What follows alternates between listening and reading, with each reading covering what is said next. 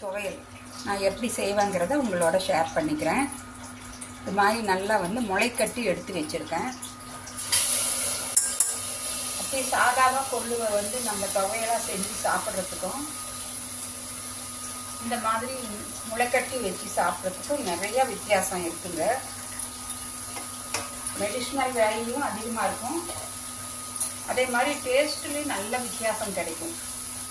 கொள்ளு நம்ம அடிக்கடி நம்ம வீட்டில் வாரத்தில் 2 நாள் 3 நாள் அது மாதிரி சாப்பிட்டு வந்தால் எங்களுக்கு அந்த கொலஸ்ட்ரால் இருக்கிற பிரச்சனையே வராது. கொஞ்சம் மூழ்கிற அளவுக்கு தண்ணி ஊற்றிக்கிறேன்.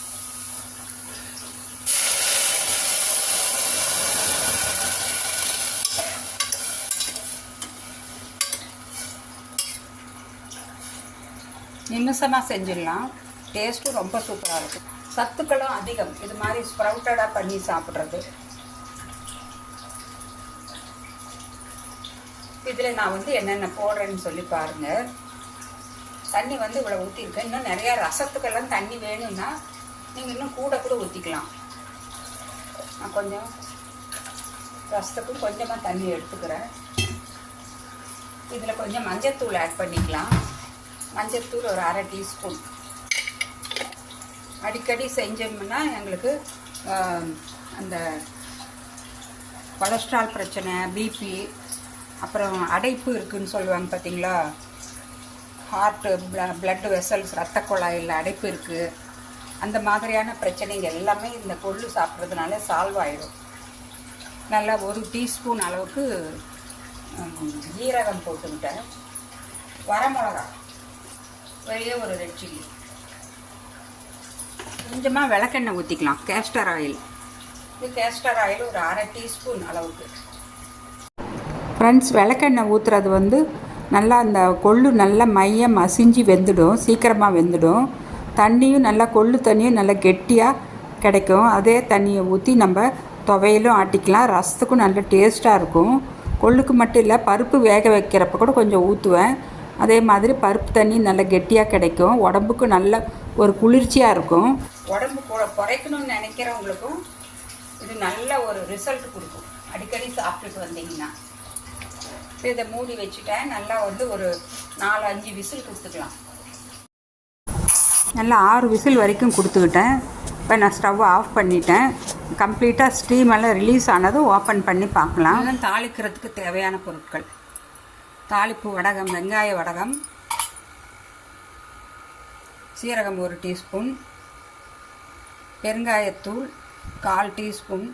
வேகிறப்போ போட்டிருக்கலாம் கட்டி பெருங்காயம், மறந்துட்டேன். இது கருவேப்பிலை கொஞ்சம், தேவைக்கு ஏற்ப நம்ம ரெட் சில்லி. எனக்கு ஏற்கனவே 1 போட்டு வேக வச்சாச்சு, அதனால் நான் 1 மட்டும் போட்டு இப்போ தாளிக்க போகிறேன்.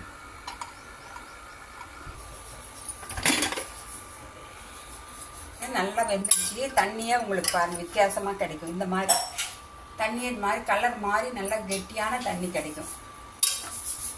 தேவையான அளவு தான் நான் தண்ணி ஊற்றினேன், அதிகமான தண்ணி ஊற்றலை. நல்லா ஒரு 2 கிளாஸ் அளவுக்கு ஊற்றினேன்.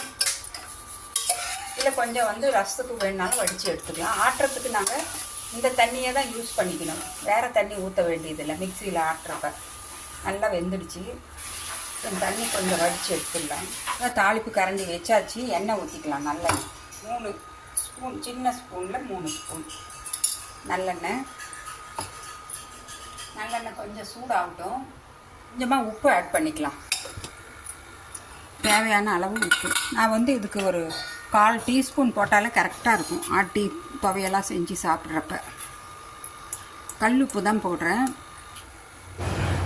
1/4 டீஸ்பூன் உப்பு.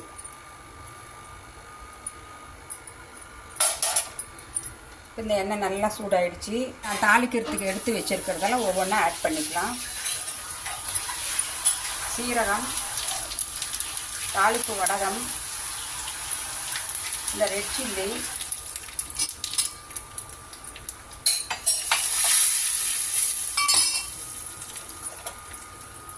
பெருங்காயத்தூள், கருவேப்பிலை, அவ்வளோதாங்க.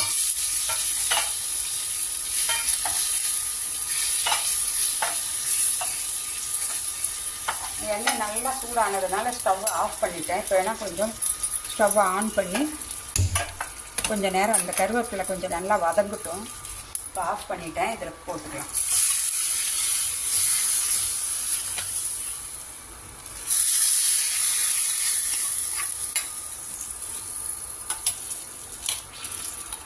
அவ்வளோதாங்க. இது நல்லா மிக்சியில் போட்டு கொஞ்சம் சூடு ஆறின அப்புறம் மிக்சியில் போட்டு அரைச்சிக்கலாம். இந்த மாதிரி மிக்சி ஜாரில் அந்த கொள்ளு தண்ணியை தான் ஊற்றிருக்கேன். கொள்ளு வேக வச்ச தண்ணியிலே அரைச்சி எடுத்துக்கலாம்.